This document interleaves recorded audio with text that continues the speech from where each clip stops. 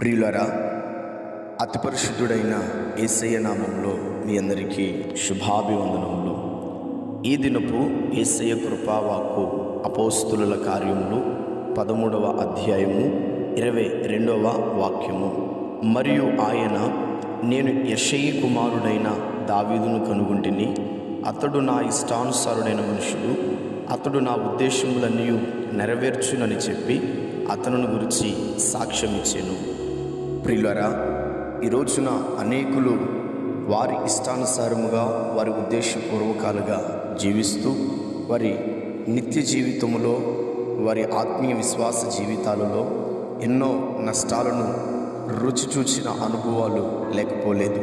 అయితే ఇక్కడ ప్రభువైన యేసుక్రీస్తు వారు దావీదును బట్టి ఒక చక్కటి సాక్ష్యం చెప్తున్నాడు. ఏంటంటే, అతడు నా ఇష్టానుసారుడైన మనుషుడు, నా ఉద్దేశములన్నీ నెరవేర్చునని దావీదును బట్టి దేవుడు చక్కటి సాక్ష్యం ఇస్తూ ఉన్నాడు. ఈ రోజున నా దేవుని ప్రియులారా, మనల్ని బట్టి కూడా ప్రభువైన యేసుక్రీస్తు వారు ఇటువంటి సాక్ష్యం ఇచ్చినట్లుగా మనము ఆయన ఇష్టానుసారమైన మనుషులముగా, ఆయన ఉద్దేశములన్నీ నెరవేర్చేటువంటి ఆత్మీయులుగా మనం జీవించాలి. నిజమే, వాస్తవమే.